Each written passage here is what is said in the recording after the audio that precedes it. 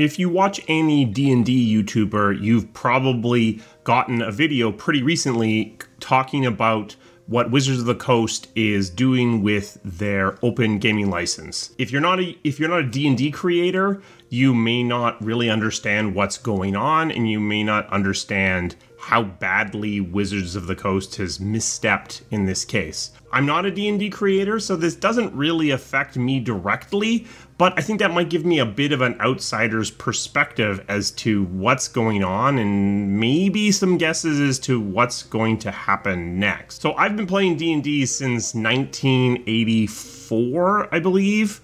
Back with the old box set, the red box set, which you've probably seen that art because it's actually quite a famous piece of art. Back in those days, the very early days, it wasn't Wizards of the Coast, it was TSR. So what they did, without really meaning to, is they created a brand new industry. They created the tabletop RPG. And in those early days of the box set and the original Dungeons & Dragons and Advanced Dungeons & Dragons, what you saw was a ton of other role-playing games come into being. And TSR looked at that and went, grrr, this is our idea. And so when we moved from those early days into second edition D&D, TSR became actually quite litigious.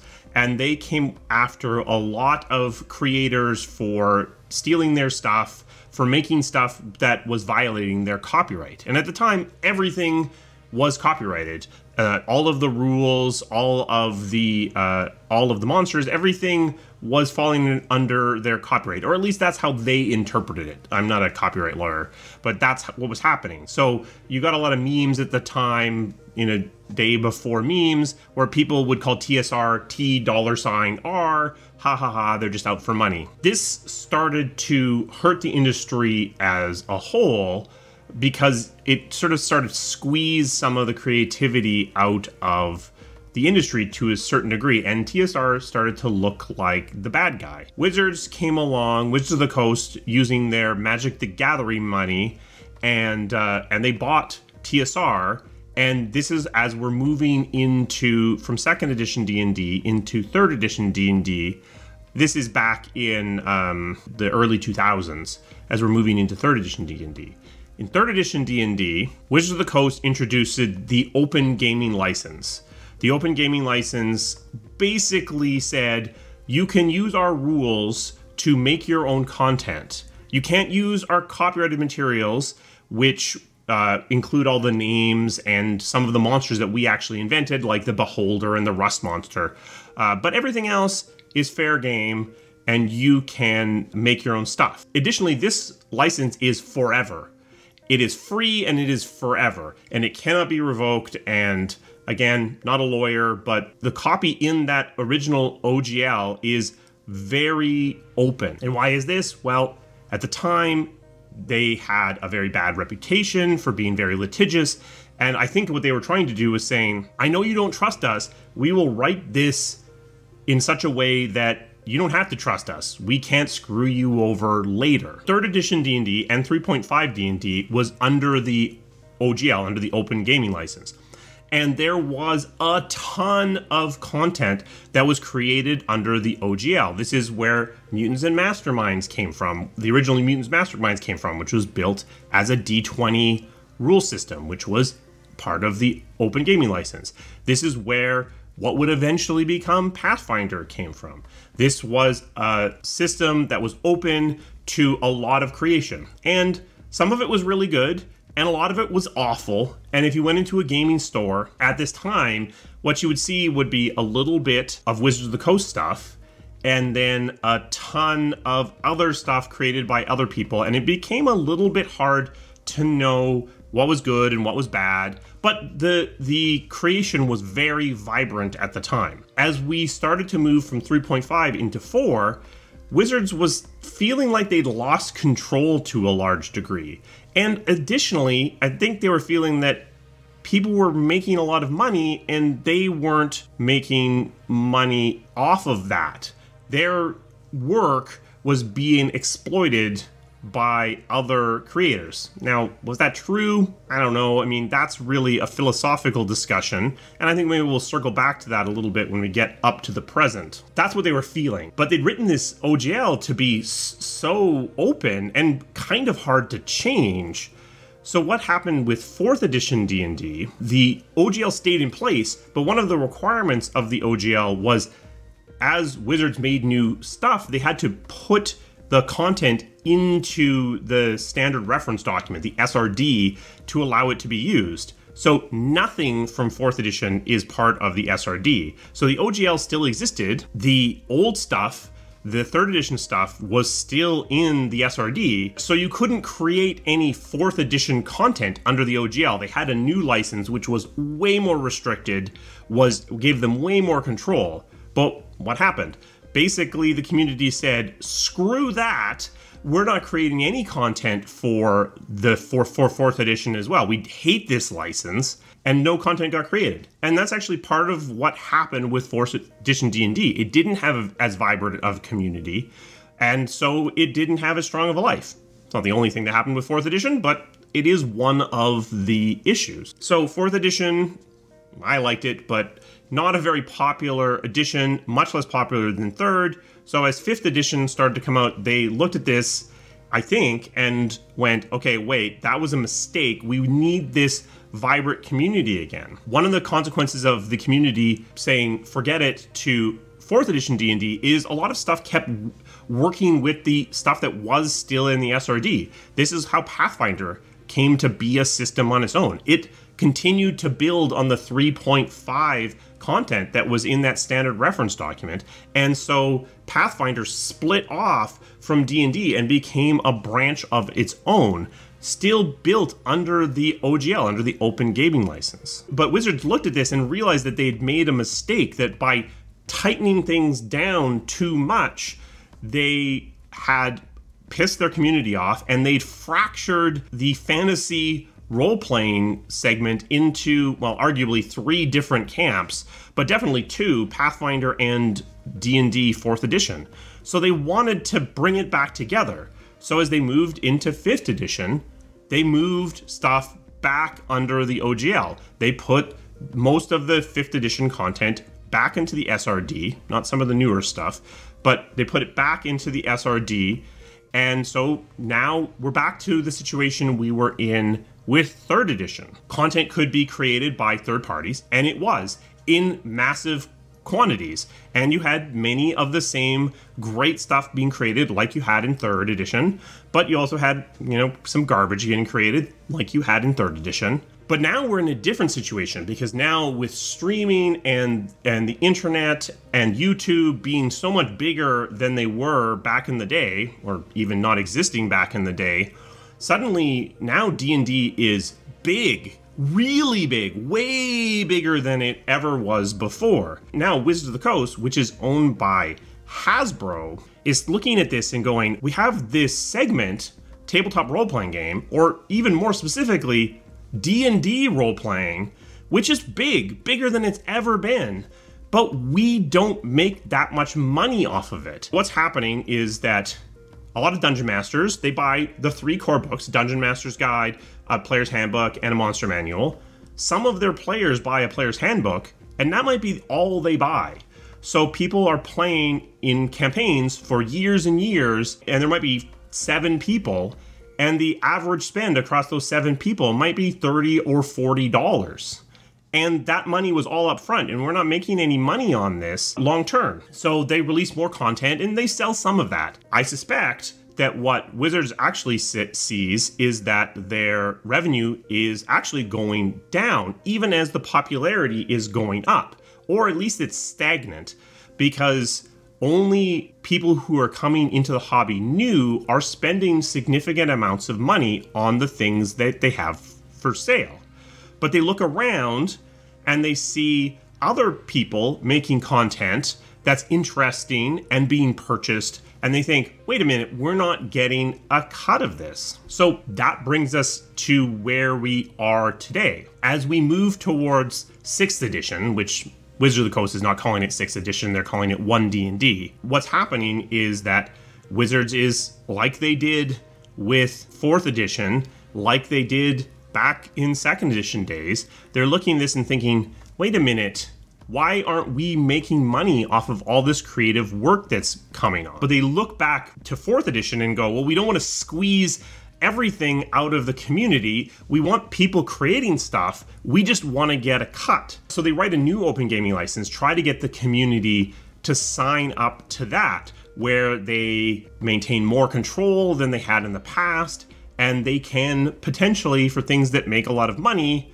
earn some money of their own. And I get where this is coming from. It's hard to look at something like D&D role-playing and think this doesn't make a ton of money. But I've worked with some of these tabletop companies in the past. There's not a lot of money in here. A lot of these games are selling 10,000 copies, if they're lucky, and margins are super tight. So they're not making a lot of money in this space.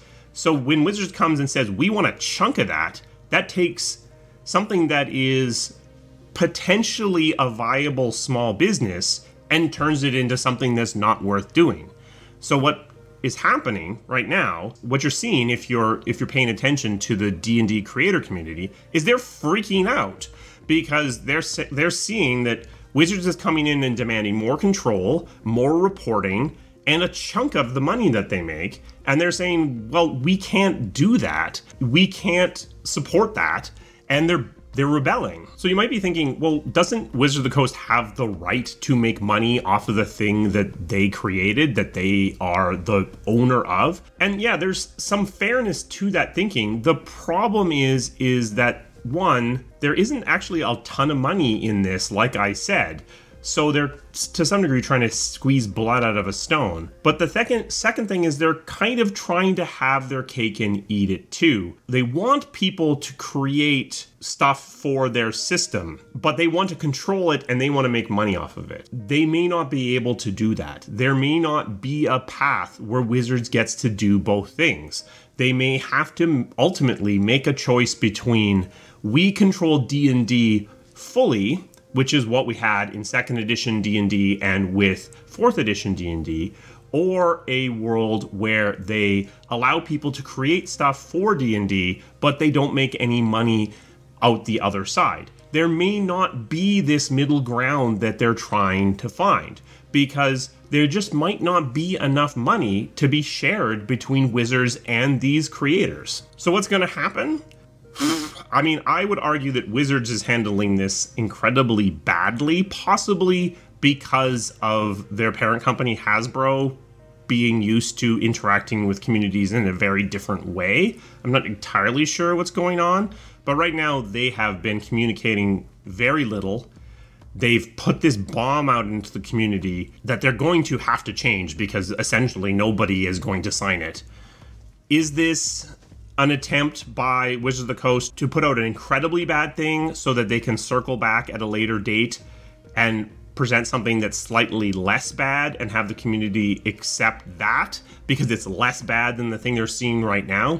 That's possible. I think because of how badly they've mishandled the messaging of this one, they're not going to get the benefit of the doubt on the next one. I think that's possibly what's happening. The reality is that none of these companies are making tons of money, including Wizards of the Coast. The reality of tabletop role-playing is it isn't a hobby that requires a huge investment of money. Yeah, I've got all of those 5th edition books and the cards up there, but you don't need all that to play. You need 2 books, arguably 1 if you're just going to be a player, and you can play forever. This is a popular thing that doesn't have a ton of revenue potential, or at least it doesn't in its current form. The other thing that is actually kind of going unnoticed at the moment is that 1D&D also wants to move everyone onto a subscription model. You kind of got this with 4th edition and with 5th edition to some degree, but you didn't need the subscription. I think the goal here is once we come out the other side of all of this is that everyone who's playing D&D is playing Wizards of the Coast $5, $10, $15 a month in order to play and use their electronic tools. And that would certainly turn this business from something which is popular but makes $30 to $40 lifetime per player to something that is probably less popular, but makes $15 a month per player as opposed to $30 lifetime. Is the general D&D community gonna sign up for that?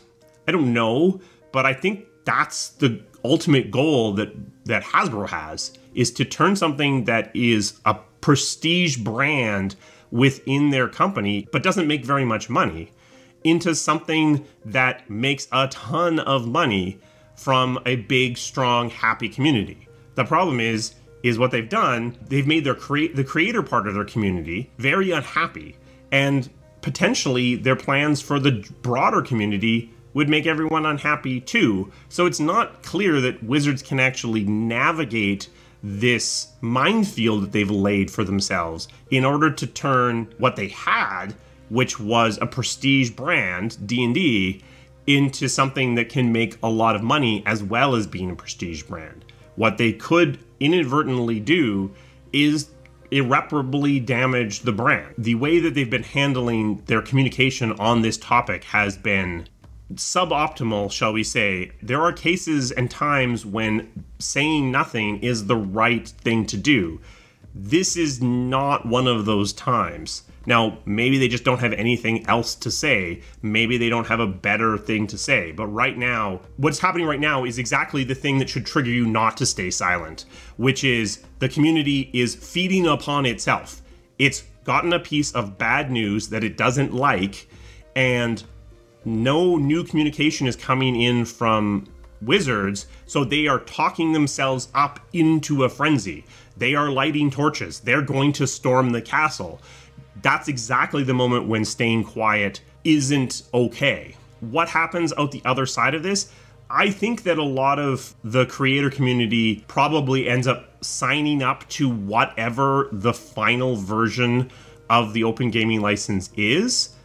But if it isn't a lot better than it is right now, some of the big players don't. They end up moving to other systems, creating their own systems, like happened with Pathfinder, and abandoning the creator community for Wizards of the Coast, which runs the risk of putting us back into the situation we had in 4th edition, where the game ends up being a lot less vibrant than it currently is.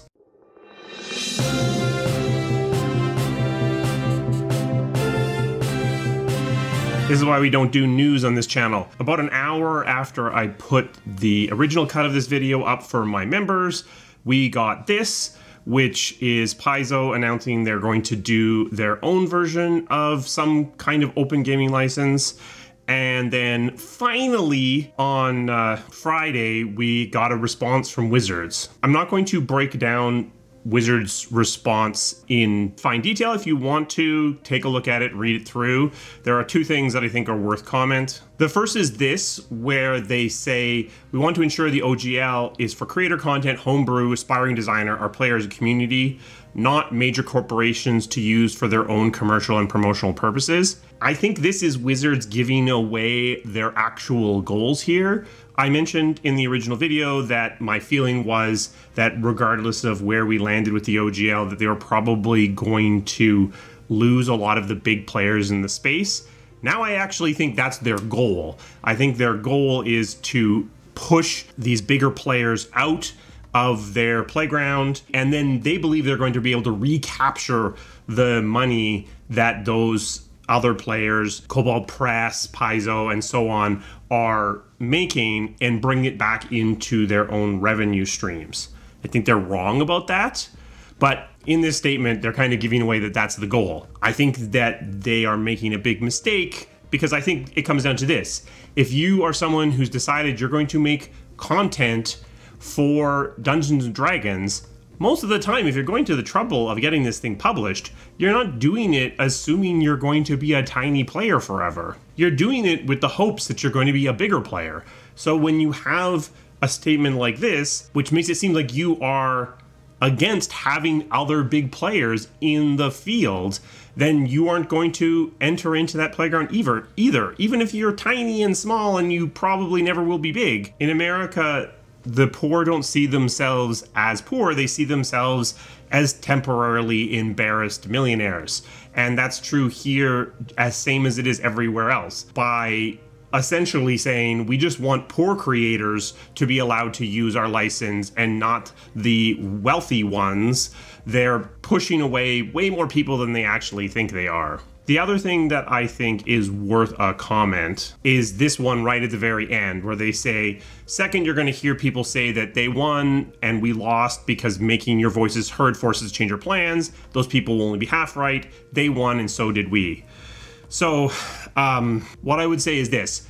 In the beginning of the video, I said there are times when you cannot remain silent, when your community is riling itself up, is building itself up into a frenzy, and you have no choice but to respond. But if this is the kind of response you're going to make, maybe just let the community build itself up into a froth, because this is such a unwise sort of thing to say. This is, I'm going to take my ball and go home.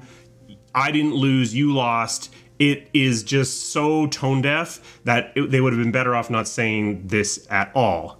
And further, I guarantee that this press release was not written by some junior social media person. It was written by a very senior person. It was approved at the very least by executives at Wizards of the Coast, probably by executives at Hasbro.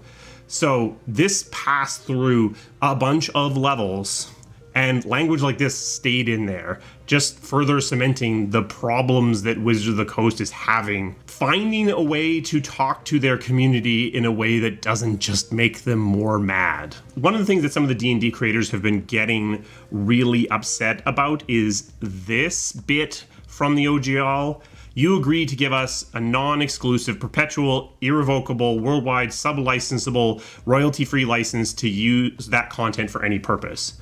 So people are interpreting this as Wizards is building in the right to steal anything I make and use it for whatever they want. Which, in a way, is true. This kind of language is incredibly broad and it allows Wizards to do whatever they want. But as someone who has been on the opposite side of it, I can tell you why this language is here. This language is here as protective language. It's CYA language. It's cover your ass language. Wizards has this here so that if you make a homebrew under the OGL that includes a race of squirrel people, and then they later release a race of squirrel people, that you can't sue them for the fact that they've stolen your work, even though probably they haven't stolen your work. Most of the time, companies that are at least large companies that allow you to do things within their sphere will have language that looks an awful lot like this as CYA language in order to protect themselves against possible lawsuits because people say, you stole my thing. Now, could they use this language to steal your stuff? Yes, and that's the problem.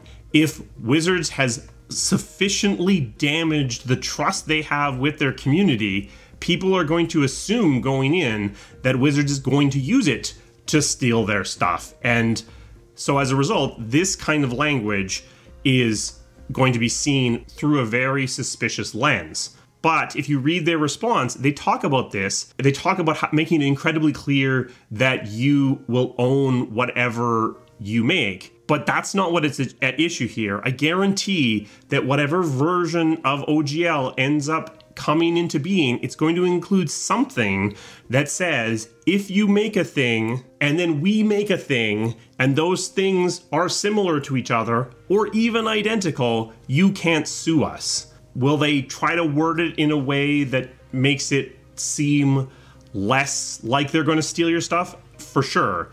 Will it make it less possible for them to steal your stuff? Probably not, because probably the legal language that will be required to protect themselves will give them exactly the same powers as what's here in this version of it. I do actually believe that this language exists for the reason that they said, that this is entirely CYA language, that this is here to protect themselves. But if you don't trust Wizards of the Coast, and it's unclear that you should, this language would let them do exactly what you're worried about. The other thing I wanted to talk about was the critical role response. It's up on screen. Some people are interpreting this as critical role having too soft of a stance on what is currently happening. As someone who has worked under NDAs, who has worked with people under NDAs, I will tell you this is not a soft response from Critical Role. They have agreements in place with Wizards of the Coast that ties their hands to some degree in terms of what they can and cannot say. This statement is pushing right up to the boundaries of what they are allowed to say. This is the statement of a group of people who are very angry with what is currently occurring, but are bound within legal bounds. For those of you who've never been under an NDA, who have never been constrained by this kind of legal language, it might feel like they're saying too little, but my read of this is that they're saying a lot, and they are strongly in support of the rest of the community. Now, you might say, well, why don't they just violate their NDA and come out and say something? But that's, in the case of a company like Critical Role, that's dozens of jobs, millions of dollars that they're putting at risk by doing that. So the fact that the statement is as strongly worded as it is impressive to me. There's an NDA here, or there's some kind of legal bounds on what Critical Role is able to say, and they are saying as much as they feel that they can get away with. And chances are a lawyer looked at this language as well to make sure they did not push it too far. As long as I was opening this thing back up again, I took a closer look at Hasbro's financials. The stuff that I had looked at before was actually several years out of date. Wizards of the Coast, as part of Hasbro, is about $1.2 billion worth of revenue, but that's gross revenue to start with. There's a couple of things that further convince me that D&D represents a very small part of the revenue that Wizards is making. They said 26% of their revenue came from licensed digital gaming within Wizards of the Coast. So that's lopping $300 million off that 1.2 just to start. So it can be very difficult to pull out specifics of what a specific thing within an organization is making, because they don't report how much money D&D makes on its own. It's lumped into Wizards. So you have to kind of try to pull it apart. So a quarter of it, licensed digital. The other thing is, consistently when they're talking about Wizards of the Coast, they mention Magic the Gathering ahead of Dungeons and Dragons. In some cases, not even mentioning Dungeons and Dragons at all. So for example, you get language like tabletop and digital gaming revenue grew behind record-setting releases for Magic the Gathering and continued growth for Dungeons and Dragons. You can see like Magic the Gathering, hooray, D&D, yeah, it grew too. The net revenue increase in 2020 was driven by primarily Magic the Gathering as a result of popular set releases. To a lesser extent, high revenues from Dungeons & Dragons products and licensed digital gaming revenues, which benefited from a stay-at-home environment. So again, Magic the Gathering, big, D&D, less. Comparison to 21 to 20, the majority of 21 increase was driven by higher net revenues from Magic the Gathering products. They have a paragraph that just says, strong and consistent growth of Magic the Gathering is a testament to the long-term durability of our strategy and focus on growing this business, expanding the Magic product suite to maximize relevance among consumer segments. So here I think you're starting to get a hint of what they want from D&D. They're looking at Magic the Gathering, which makes consistent money, acts in a lot of ways like a subscription. People spend consistent amounts of money year over year buying new packs or subscribing to the online service. And they want to turn D&D into that. So I think a lot of what we're seeing right now is an effort to do that. All of this goes to say that Wizards of the Coast makes money on D&D. I don't know how much money, but it's not as much as people might be assuming.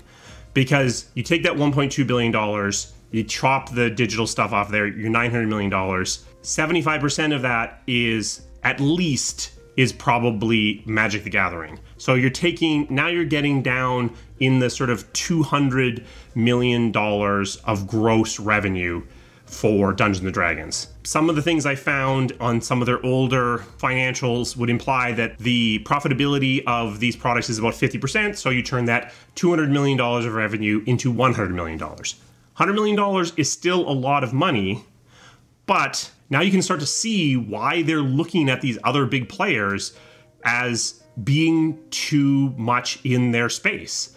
Because with Critical Role making millions of dollars a month, that's a significant percentage of $100 million.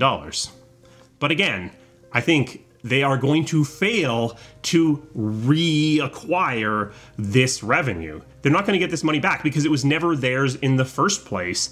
And by being overly heavy-handed in this space, they're going to drive these people away. They're going to drive these groups away. They're going to drive the smaller creators away to some degree as well.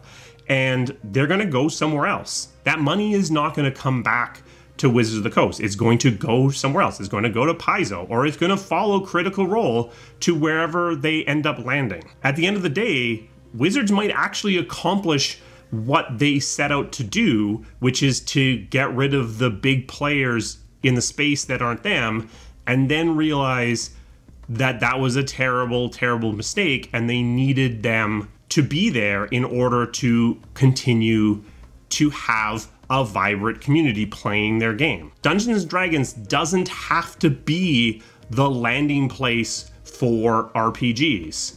It doesn't have to be the #1 player that eventually everyone plays. Something else could come along and replace it. They run the risk of causing that to happen. One last thing, as some people have pointed out on the internet, I'll put a few links down in the description, you can't copyright rules.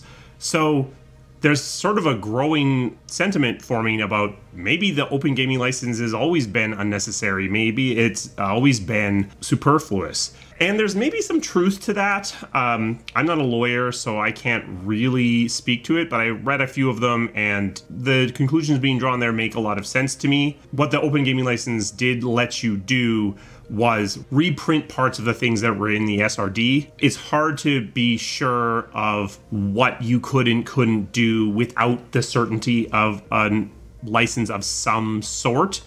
But yeah, you probably could and still can make a D&D compatible adventure which used wizards and elves and hobgoblins and those sorts of things, as long as you didn't reprint the specific text from the documents, you were probably completely legally on side. The reason I think in large part that the OGL existed in the first place was because TSR was known for being incredibly litigious and had destroyed the trust of its community and put this in place to say, essentially, we won't try to come after you. Maybe it was never necessary from a legal perspective, but back in 2000, it was probably necessary from a trust perspective. TSR didn't always follow the rules when it came to enforcing copyright, and sometimes try to enforce things that they had no copyright over.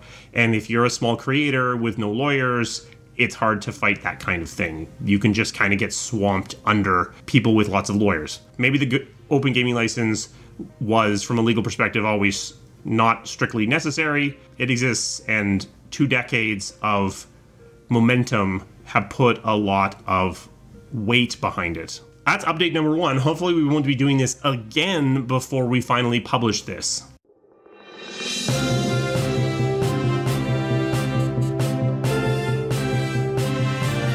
Okay, another update, new shirt. It looks like Wizards has finally released what I would consider to be a reasonable response to what's been going on, but inarguably too little too late in this case. It also, to me, kind of looks like they're throwing Kyle Brink, who is the current executive producer of Dungeons & Dragons, under the bus a little bit here by naming him and putting his name on this thing, even though he's only been in the role for a few months. So he's not responsible for what's going on, but his name reasonably should be on this communication. People like Cynthia Williams, CEO of Wizards of the Coast, and Chris Cox, CEO of Hasbro, are definitely a lot more responsible for this than someone who's been in the role for such a short period of time probably is, though I think we'll see in the next few days as more news comes out. But this response, which I'll link below, is a lot more what you would have expected from someone who stumbled their PR this badly in the first place. It's got an apology, it's got a promise to engage with the community more. In this case, I think that because they fumbled this so badly early on, it's not going to fix all of their problems, but it's a start. Hopefully this is the last update I'm gonna have to do because it is Wednesday night. This is coming out tomorrow morning. One thing that's been made immensely clear from the leaks is that they are definitely looking to pivot into a subscription model. One of the numbers being $30 a month from every person playing D&D together for the top tier subscription. That is a big change in what they're expecting from the monetization of this franchise. In all likelihood, completely unrealistic, but the data that's coming out right now definitely shows that they want you to be on D&D Beyond, giving the money every month from everybody that's playing altogether, not just the DM, and not just $5 or $10 or $15, $20 or $30 a month. Will they get that? I say no. But that seems to be the goal from the business side of Dungeons & Dragons right now. The people within making Dungeons & Dragons, not responsible for what's going on. They're riding this train along with the rest of us, but definitely looks like Hasbro wants this to start making a lot more money. As I said, I'm not actually a D&D creator, so this isn't affecting my livelihood in any way, but it does have the risk of potentially damaging D&D for a long time, potentially, if they fumble this badly enough. Special thanks to my members. They provide the resources that this channel needs to keep running. If you're interested in becoming a member, there's a link to that down in the description. We also have merchandise. I'm currently wearing, somewhat ironically, I bought this shirt so Mark doesn't start pumping NFTs. So I'm not threatening you, maybe, or maybe I am. There is a shelf below this video if you're interested in picking up some merch. What do you think? What's going to be the end result of all this? Is this going to do irreparable damage to D&D as a brand? Seems like it probably survives. I mean, they survived 4th edition D&D. Do you think some of the big players in this space abandon D&D and move to new systems? Does Critical Role move back onto Pathfinder? Let me know in the comments. I will see you again soon.